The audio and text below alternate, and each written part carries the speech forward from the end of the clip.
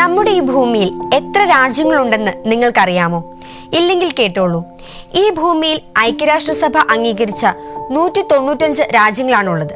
ഈ 195 രാജ്യങ്ങൾക്കും കൗതുകമുണർത്തുന്ന ഒട്ടേറെ കാര്യങ്ങളുണ്ടായിരിക്കും. നമ്മൾ ഇന്ന് ഇവിടെ അത്തരം കുറച്ച് കാര്യങ്ങളെക്കുറിച്ചാണ് പറയാൻ പോകുന്നത്. നമ്മൾ എല്ലാവരും കേട്ടിരിക്കുന്ന ഒരു രാജ്യമാണ് ഫിൻലാൻഡ്. ലോകത്തിലെ ഏറ്റവും മികച്ച വിദ്യാഭ്യാസം നൽകുന്ന ഒരു രാജ്യമാണ് ഈ ഫിൻലാൻഡ്. എന്നാൽ ഫിൻലാൻഡിൽ പരീക്ഷകളില്ല. ചെറിയ ക്ലാസുകളിൽ കളികളിലൂടെ കുട്ടികളെ പഠിപ്പിക്കുന്നു. പ്രാഥമിക സ്കൂൾ വിദ്യാർത്ഥികൾക്ക് ആഴ്ചയിൽ 20 മണിക്കൂർ മാത്രമേ ക്ലാസ് ഉള്ളൂ. മാർക്കിന്റെ അടിസ്ഥാനത്തിലുള്ള പരീക്ഷകൾക്ക് പകരം മത്സരത്തേക്കാൾ സഹകരണത്തിന് മുൻഗണന നൽകുകയും വിദ്യാർത്ഥികളുടെ ശക്തിയിലും താല്പര്യങ്ങളിലും ശ്രദ്ധ കേന്ദ്രീകരിക്കുകയും ചെയ്യുന്നു. സമയം ആരെയും കാത്തു നിൽക്കാറില്ല.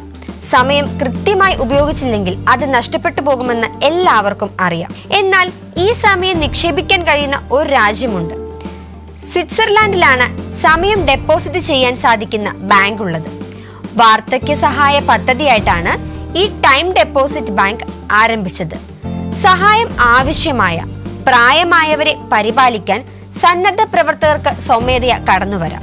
അവരവരുടെ വ്യക്തിഗത സാമൂഹ്യ സുരക്ഷാ അക്കൗണ്ടിൽ നിക്ഷേപിക്കുന്നു. സന്നദ്ധ സേവകർ വാർദ്ധക്യത്തിലെത്തുമ്പോൾ ഈ ടൈം ബാങ്ക് അവരെ സഹായിക്കും. ഒരു സന്നദ്ധ പ്രവർത്തകനെയും അവർക്ക് നൽകും. അഗ്നിപർവ്വതങ്ങളുടെ നാടായ ഐസ്ലാൻഡിലെ ബ്ലൂ ലഗൂൺ വളരെ പ്രശസ്തമാണ്. ലോകത്തിലെ ഏറ്റവും മനോഹരമായ തടാകത്തിന് ഒരു പ്രത്യേകതയുണ്ട്. ഒരു ജിയോ തെർമൽ പവർ സ്റ്റേഷനിൽ നിന്നും പുറത്തുവിടുന്ന വെള്ളമാണ് ഇവിടെ ശേഖരിക്കുന്നത്.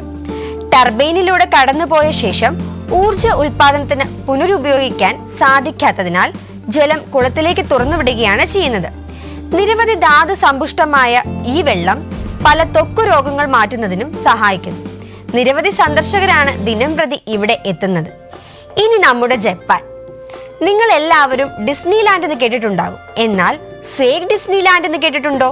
അതെ, ഒറിജിനലിന്റെ അപരൻ.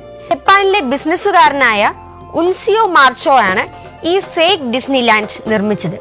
1950 ഡിസ്നിലാൻഡ് സന്ദർശിച്ച ശേഷം അതുപോലെ ഒരു ഡിസ്നിലാൻഡ് ജപ്പാനിൽ പണിയാൻ അദ്ദേഹം ഡിസ്നിയെ സമീപിച്ചു.